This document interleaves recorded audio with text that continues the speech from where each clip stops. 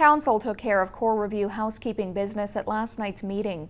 The majority had to deal with increasing fees.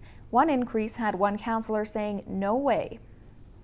The city's fee structure has been under scrutiny since the core review was launched. Council has moved ahead with the first 3 readings for venue user fees and the first 2 readings on business license increases. Staff had to go and work on bylaws to reflect those changes in what the fees and charges would become, and because they're bylaws, they come to Council for first 3 readings, which were all completed last evening. One of them, the business license bylaw, specifically requires a public hearing process, so that will also occur, and then they'll all come back for final reading. Councillor Frizzell was the sole person on Council not to give first 2 readings to the business license fee increases. I wanted to draw some attention to the fact that we've got some fairly big changes coming up, so when we get to 3rd reading, I want to see what kind of responses we get, because we've got some fairly large changes that are proposed, 4 major categories that are being brought up to speed.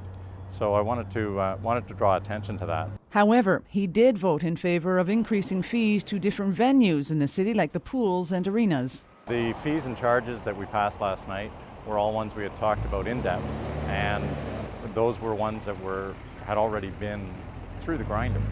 What's coming up now, when we get to 3rd reading, is some discussion about some changes that are new. And it's something that the business community needs to take a good look at. Frizzell says increasing business license fees in each of the next 3 years does not paint Prince George as open for business. But Mayor Sherry Green says that is not the case. We have rates that we have been charging for years that are at the low end of the standard across the province in terms of what other municipalities are doing. So there has been a thorough analysis of what the kinds of fees are that we need to be charging so that we do have some administrative cost recovery on the processing of some of the work. All of the increases will kick in the new year.